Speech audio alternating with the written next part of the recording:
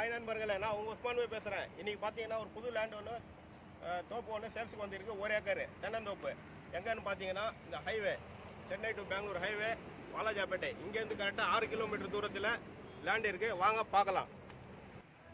இதாங்க 1 ஏக்கர் தென்னந்தோப்பு. Road base வருது. ரோட் டச் வந்து ஒரு 130 அடி வரும். தென்னை மரம் ஒரு 100 தென்னை மரம் கிட்டே இருக்குது. தேவைப்படுறவங்க கான்டாக்ட் பண்ணுங்கள். ஒரு சென்ட்டின் விலை 50,000 சொல்கிறாங்க. கம்மி பண்ணி வாங்கிக்கலாம்.